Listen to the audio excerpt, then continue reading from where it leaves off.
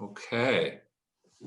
So, hello, I'm Bill Sherman. I'm director of the Warburg Institute, and it's a real pleasure to welcome you to the first of this year's Curatorial Conversations. This is a series that my colleague Michelle O'Malley and I started a couple of years ago now at the Warburg Institute as a regular but flexible format within our events program. And it's been a really great opportunity to bring people to the Institute, sometimes virtually, as tonight, sometimes in person, and talk about a project that's ongoing, if it's an exhibition project, maybe on the horizon, if it's a big gallery project or a museum rethink project. And it's really been a pleasure to hear the insights of people working at the coalface on these difficult, challenging, rewarding cultural projects. It's a real pleasure in this case to start off with Brendan Cormier. And Brendan and I were colleagues at the Victoria and Albert Museum. And I really was curious about this particular project and wanted to hear Brendan's take on it and get some input, as I'm sure all of you have. But I was aware when Brendan arrived at the museum that, like me, he'd come from a slightly unlikely place, which was a training and practice in urban planning and then urban design. Also some work within publishing and academia. But from 2014, Brendan, I think I'm right in saying you've been at the V&A working on a range of really interesting projects. Your portfolio has been unusual and fascinating, starting, I think, with the V&A's collaborative project in Shenzhen, China, with the gallery for the Design Society, as it's called, in Shenzhen, a V&A gallery. We worked particularly closely together on the 2016 Venice Biennale Pavilion that was called A World of Fragile Parts, on the past and future of copying, and in particular, the kind of plaster cast quartz in context in the digital age. That led to a project called REACH, which was the initiative to have a new agreement on the reproduction of art and cultural heritage in the digital age. And Brendan produced and edited a fantastic collection of essays around that called Copy Culture, and I highly recommend tracking down a copy of that. And then most recently, Brendan was the curator of Cars, Accelerating the Modern World. So very unusual range. But Brendan, it's been really interesting to follow your career at the V&A. And again, I'm really grateful to you for coming in and talking about this unusual and evolving project called Pandemic Objects. So without further ado, I'm going to hand over to you and ask you to share your screen. Yes, will do. Put you on the spotlight. Thank you. Yep. Let's see if this works. Yeah, looks good. Perfect. Okay. Thanks a lot, Bill, for that nice introduction. It's so nice to be introduced by somebody who's been so close and familiar with the work that I've been doing over the years. So Pandemic Objects, I'm going to talk about a project that obviously started during the pandemic. And it was a project that, you know, we use the term kind of rapid response collecting here. This is a rapid response, maybe reaction and pivot and editorial project that I suggested that the V&A engage in the early months of the pandemic back in April. So really briefly, what it is, it's an editorial project. It sits in the V&A's blog space, basically. And it's a series of posts that look at kind of how generic object types can be used as a lens for understanding the pandemic, and vice versa, how the pandemic is a lens for better understanding objects. And so it's been, how it started was we invited colleagues really from across the museum to contribute posts to this blog and to consider more deeply how basically the nature of objects has been changing during the pandemic. And where possible, to pull from the strengths of each individual writer. Most of the contributors were curators, but not all of them. Their historical knowledge to add context to their observations. And the last point is a slightly more woolly point, but it's a point that was actually the inspiration for the blog, which was to sideline the whole focus on kind of what the design industry was doing to suggest solutions to the problems emerging from the pandemic, and then to actually focus on objects. And that becomes a little bit more clear maybe in the next slide, where it was posts like these that were kind of coming up.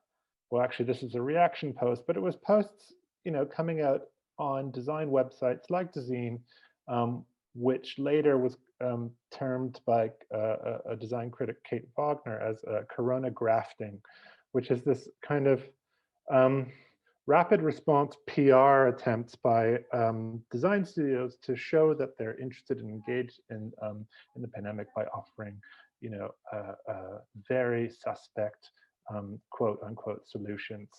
And so what I say with pandemic objects, the focus is on objects because what the pandemic reveals is that actually capital D design, there's a poverty there during this period, but in the inverse is an actual deep richness in all the objects lying around us in confronting the crisis. And when you start to focus on all these objects, you start to see this network emerge, and you start to paint a picture of actually how it becomes very clear the degree to which our everyday lives are mediated by these objects and their importance.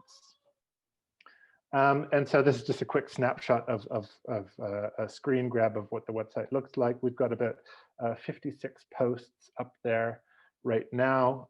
We're very loose with what the term object might be. So it can be anything from something small and physical to something very large, like a piece of architecture, to something intangible, like touch and dreams and so on. I mean, there was really, in inviting people to contribute to this, no object was a wrong object. Everything was fair game. And so that's just to kind of underscore this idea that the blog itself was an attempt to be, well, the term research and action gets used a lot, but a kind of live questioning and interrogation of things, and a safe space for putting ideas out there. And so I thought, because there are 56 objects on this blog, maybe what's the most useful to try and extract hypotheses about kind of meta narratives that emerge from this. And I'll try and go quickly so we can have a talk later, because I think there's a lot to unpick actually behind the project about curatorial practice and how you can organize research and publicize ideas in this way. But the first one is really about communication. And here we can kind of boldly say communication during pandemic is a matter of life and death. And actually what we've seen is an absence of communication to a certain degree. So, these aren't the greatest works of graphic design we've ever seen coming from the government, which is a stark contrast to days of yore when the government had, proper information campaigns, hiring some of the best graphic designers around.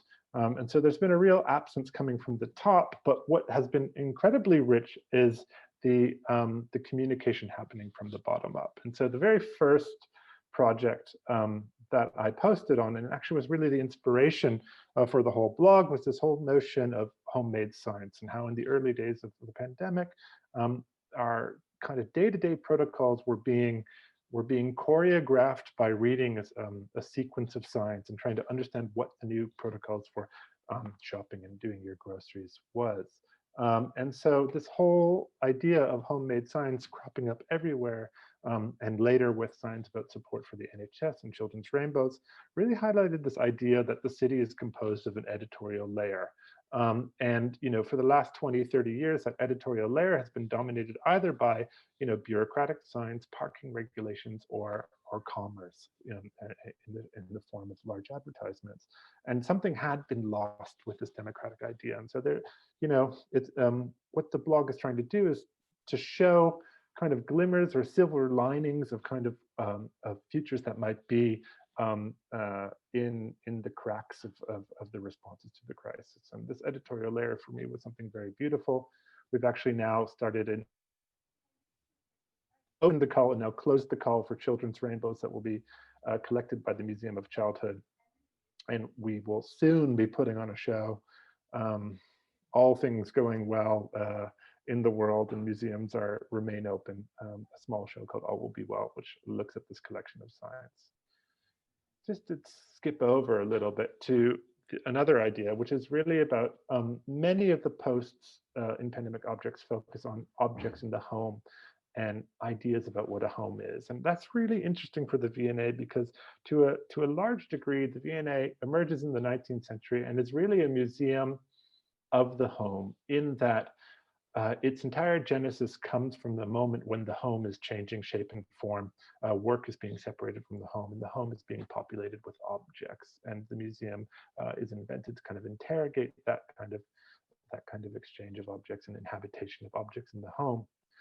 And again, we're kind of, with so many people working from home, have had an extended, almost excruciating amount of time to kind of interrogate the objects around us. So we see objects like flower pots, or Catherine Flood, who was talking in this series earlier with Bill about the craze for flour and yeast. She had just done a show on food at the V&A.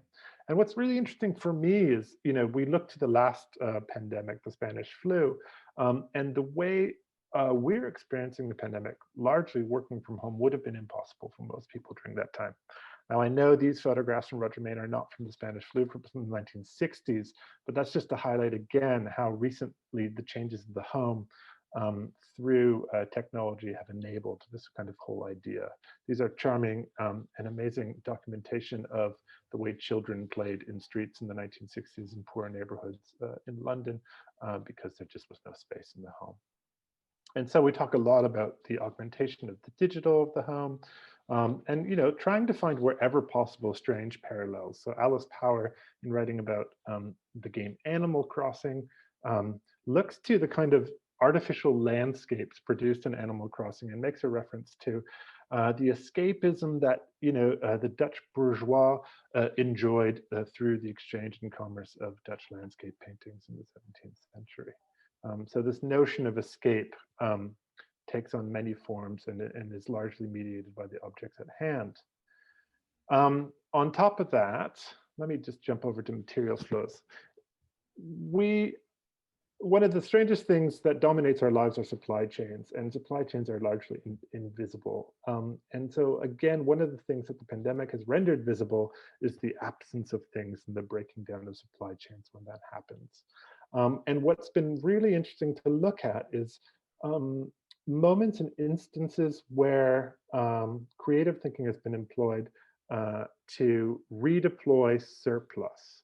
So we talk about shortage a lot in the problem of the pandemic, but we also have a lot of surplus. So one of the things museums did across the board early on was donate their stock of nitrile gloves to hospitals. We have a large collaboration with Glastonbury, and so we have a few posts about Glastonbury. And of course, what happened with Glastonbury is they canceled the festival, and they were left with something like 50,000 tote bags that were useless at the time. So they had to come up with new ways of redeploying it. And this question of redeploying has emerged over and over again. And this is one of the most beautiful series. It was sent to me by an Indian photographer, and he documented the first days of lockdown in his hometown of Amritsar, where the police had kind of redeployed the detritus of the street to kind of create these quick barriers, so to speak. And that, for me, is a great visual metaphor of that kind of redeployment. The other really interesting observation is about old technologies. So to a large degree, we've been looking at new technologies to save us through this pandemic, and there was a lot of hope being hinged on a tracking app that took an excruciating long time to emerge, and now we finally have it and are working through the bugs. But we also saw lots of hackathons, and so on and so forth. But surprisingly, what has been most useful, or what has seen arguably more success in terms of massive use and engagement, are older pieces of technology that everybody has in their home. And so it was really interesting, this piece about sewing machines from Becky Knott. The sewing machine waxes and wanes in importance, and always emerges during crisis as something incredibly important. And again, we saw the mobilization of lots of sewing circles to quickly create scrubs, hospital scrubs, for hospitals in need who are having shortages. And I think I'll just, the other interesting observation, that we have a few objects in the collection that speak to it, but has reemerged again in a different way, is this notion of universal rights to objects. So there have been instances, especially in the 20th century, where it has been observed that if, and this is usually in the case of children, if they don't have to access something, they will be operating at a serious disadvantage. So actually, I'll just skip ahead to show you what those are that are in our collection. We have the NHS children's spectacles from the 1950s, the program where all children had a right to good vision. They also had a right to be fed. So we saw the free glass milk bottle program, and of course, schools and things like that are another question of universal rights to access. We had a post about public parks, and of course their hygienic origin and notions of giving people health, and of course Victoria Park being the first park kind of explicitly invented for that reason. And so there's a really interesting question here about what are the new kind of universal rights to objects that we need to think of. And the big kind of question here is about technology at home. So if a family doesn't have enough laptops or tablets to be able to simultaneously do work and do schooling at the same time, there's an enormous disadvantage. And we're seeing actually a real tragedy play out in terms of early childhood schooling and the disadvantage of not having access to these technologies. And finally, the last one that's come out is, the big question that, is yet to be answered, and we'll be probably wrestling with it for years, but is we need to come up with new tools to grieve. One of the most kind of morbid projects that emerged on the internet was this Colombian project about a factory who made advertisements from cardboard. Again, thinking about redeploying material, came up with a way to make a cardboard hospital bed that would also convert into a coffin. And so thinking about, in a very kind of calculated way, the logistics of life and death. And we have this beautiful piece on the blog looking at mourning jewelry. And this is one of kind of the saddest objects we might have in the collection, because it references the death of seven children from the ages of 16 to 2 who died in the space of a week to likely cholera or another infectious disease. And so you see what emerging right now are kind of rituals and tools for kind of getting through these hard times. One of the most interesting objects that came out that I've kind of brought into the museum and hopefully will collect is this New York Times editorial when the first 100,000 deaths in the US was recorded.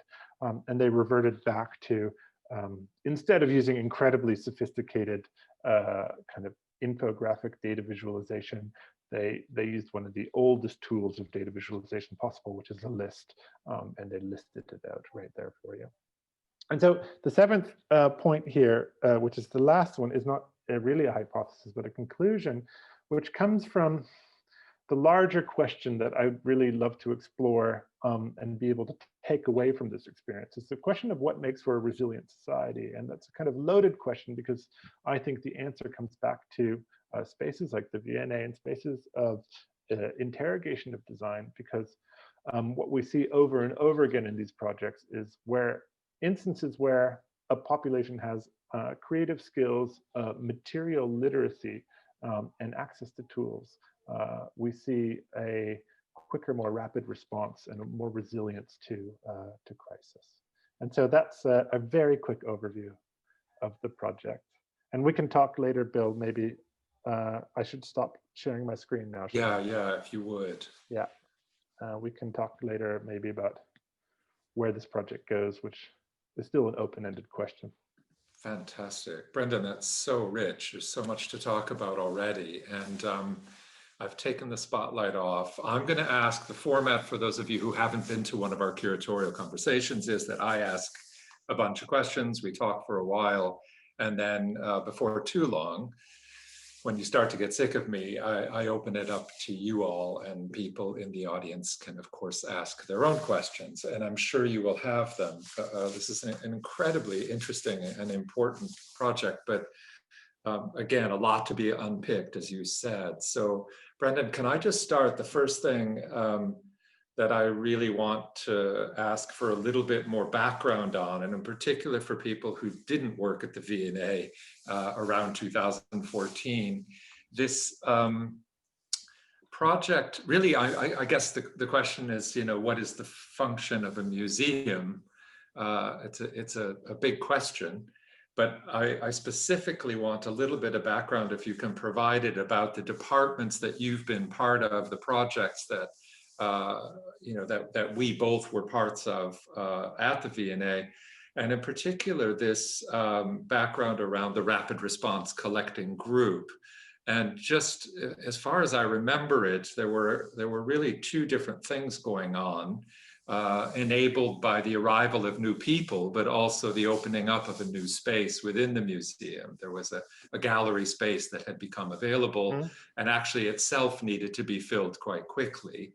And I think part of it was about moving quickly, as the name Rapid Response implies. It was about doing away with that, slow-moving bureaucracy that we all associate with museum life. Particularly around collecting, which as I knew when I was director of collections there, could take a long time. And I think that was part of it, but it was the other part of it in a way that maybe I'm thinking about more with your project here, which is about taking the museum to a different domain. It isn't so much about moving quickly or engaging with the present. It's also about this, what we would sometimes hear talked about as everyday life and the role of design in everyday life. And the fact that the museum wasn't just about getting away from everyday life, but in fact, a place where you could engage with everyday life, with society, with politics, with belief, with those things. That's quite different from what I think a lot of us think about with the function of museums. So I wonder if you can just give a little bit of background about the projects that lie behind this at the V&A. Yeah, it's interesting. I actually came to the V&A, and the V&A came on my radar really with the emergence of this new department being led by, at the time, Kieran Long. And he was able to bring in all these really interesting people.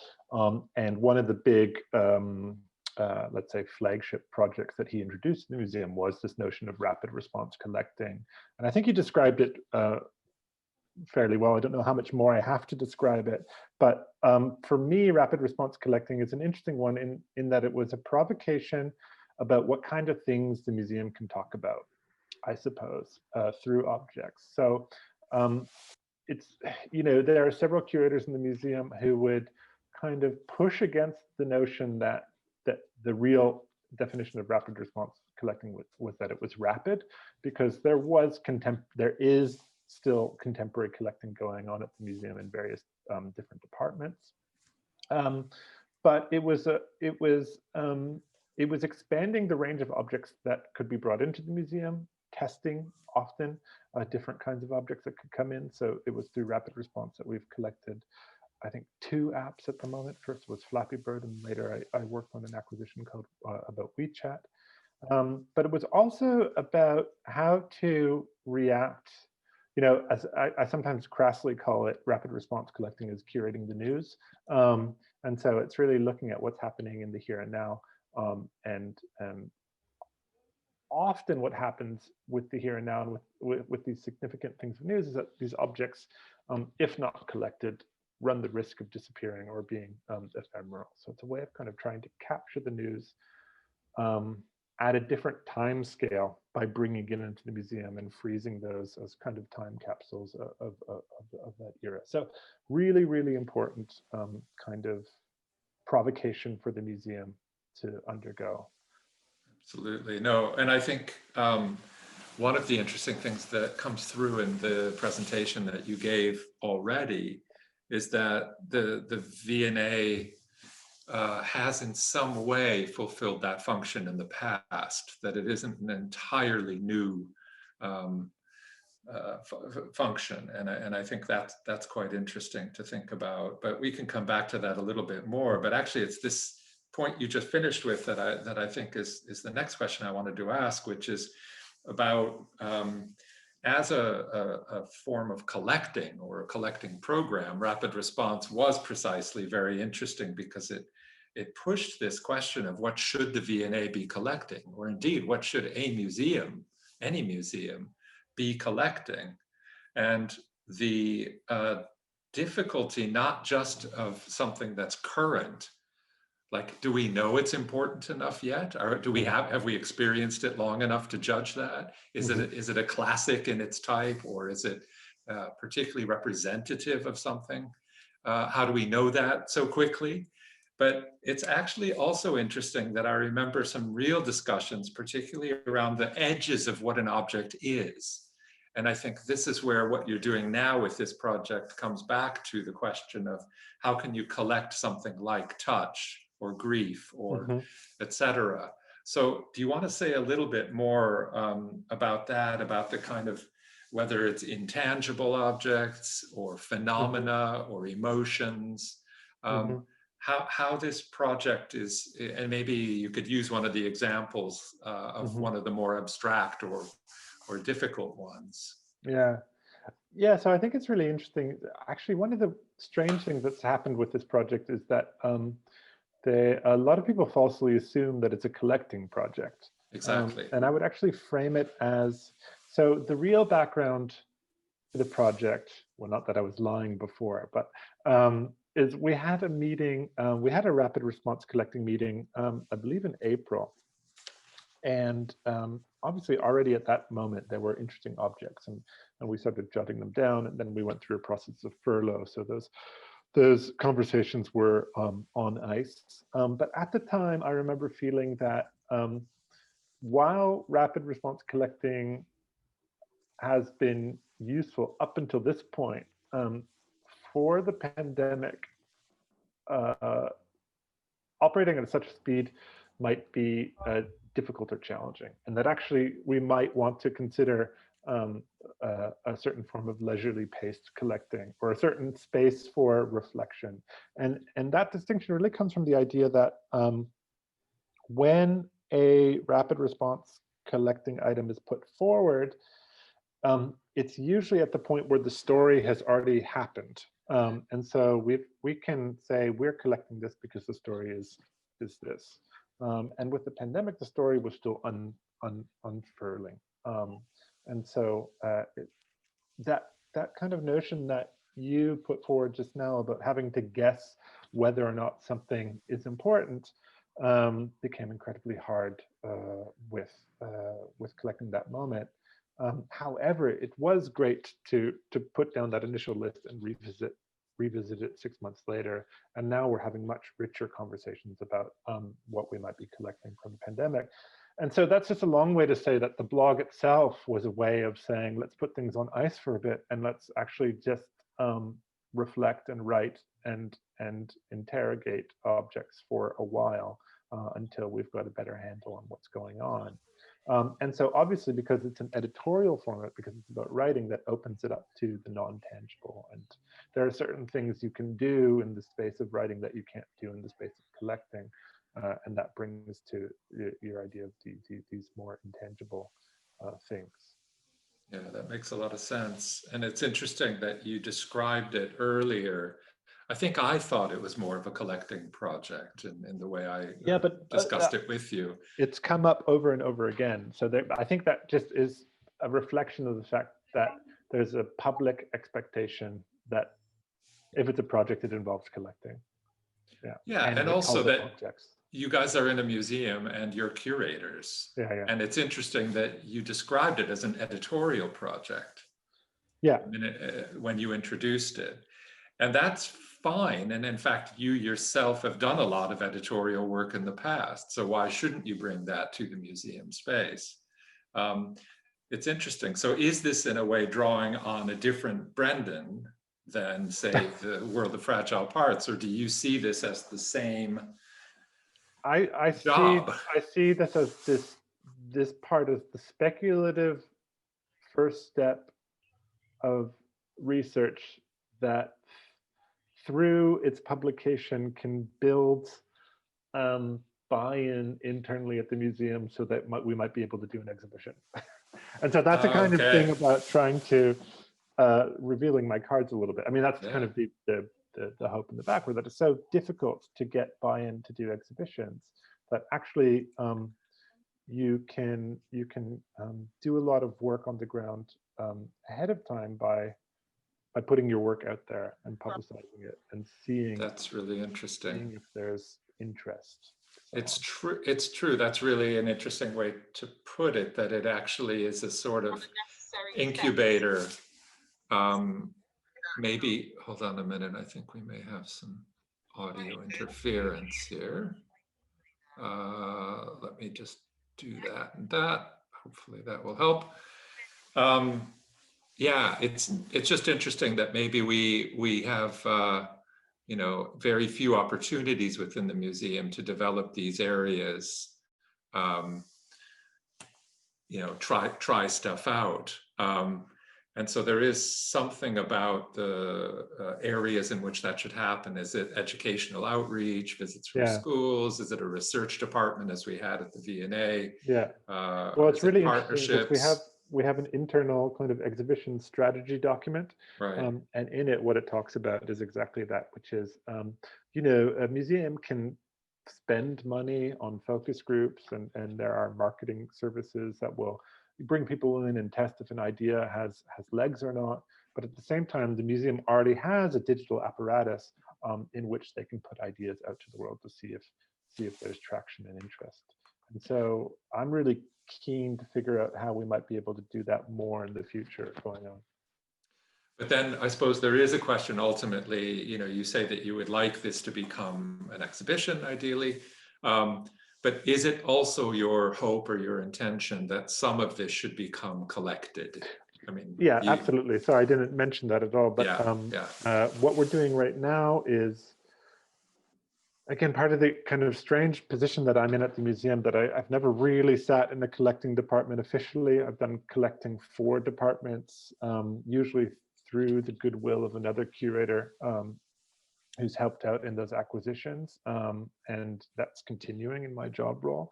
But what I'm really keen on trying to do, in the same way that the writing and the contributions for the blog came from all different kinds of departments and backgrounds, is to help out and support acquisitions across the collecting department. So anyone who's interested in collecting. And so, you know, through the work of several collectors, voluntarily, we come up with a pandemic object collection that responds to the strengths of each individual collecting department. So for the Asia department, for instance, it would be really looking to that geography to see kind of what kind of responses are unique and special there. And so on. I was going to ask, in fact, if there were any departments with whom this had struck particular chords as departments as opposed to individuals. Yeah, I think there have been kind of flag bearers in each department who have found it interesting. But literally in every different department, there has been an angle to pursue. So obviously in theater and performance, we have several posts there looking at kind of what's happened to the world of live events and live music and live theater. And there's a series of exhibitions being put forward there. All the way to, you know, probably, I'll be like putting my foot in my mouth right now, but our sculpture, metalwork, glass and ceramics department, I am still kind of, it's a little bit trickier. but obviously Except as you say, if you engage with history and try to at least do some juxtapositions of previous approaches to grieving or to marking, or indeed to fending off pandemics, then you have Middle Ages to work with when they lost half of their population. You've got absolutely. Of course, the AIDS pandemic. One of the things I didn't mention, and I'm actually going to awkwardly wait. Bill, talk for a second while I turn the light on for 1 second. Yeah, you're getting dramatic light. Sorry. That's great. Dark in my place. One of the things I did at the very beginning was type in Spanish flu into our search the collection, and then 0 results came up. And then I systematically typed in all the names of all the other diseases that have plagued the world, and nothing came up. And so it's been really interesting, again, with the blog has been a way of actually trying to find relations, because they do exist in the collection, but they exist from a lateral kind of relationship or a tangential relationship. So, the curator at the time writing the record wouldn't have directly put in bubonic plague, but there is evidence of that in the collection. So it's interesting. I was just going to say, sometimes you have projects that can, that can kind of rewrite the museum, even if in a way they leave very little trace in their own right. So this could be one of those. I mean, the other thing we're speculating on at the moment is, and I think all museums are doing it to a certain degree, is how can we make use of collection objects in a more meaningful way, especially when the transit of objects and kind of the idea of these big lone shows traveling around the world might become more and more difficult. And so, in a way, this exercise of trying to interrogate the collection and understand where we can find meaning in relation to our current times through historic objects has been really interesting. Yeah, exactly.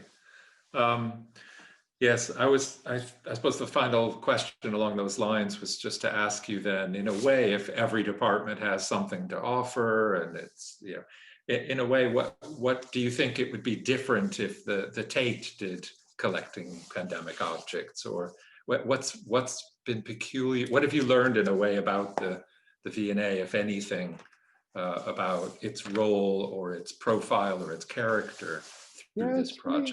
Really interesting. I think I would make the argument that the V&A is the most suited museum, next to obviously something like the Wellcome, or arguably the Science Museum. And we've been in touch with the Science Museum a little bit. Okay, I'll open it up to the Museum of London as well. But anyways, the V&A is very well suited to do a show like this, in that I would say, we've been often framed this idea as I do, kind of switching from looking at works by authors to looking at kind of more generic, what I've called object types, which of course have their own design in them. They also have authorship, but they generally aren't recognized that way. And so this is often characterized the shift from author to authorless as a kind of new contemporary mode of collecting. But you and I both know that the most famous author in the museum is unknown. So we are this massive storage house of kind of generic object types that we speak of in we often speak of them in a few very specific ways. A lot about, obviously, because we're the V&A, about their craft. We don't often speak enough about their use and function and the way they interact in the world at that time and their importance. And so that's just to say that lens of looking at kind of what objects do and how they mediate the world around them is something we've always done, I think, or we have the capacity to do. And more than a museum that would deal more exclusively in the work of authored pieces. Fantastic.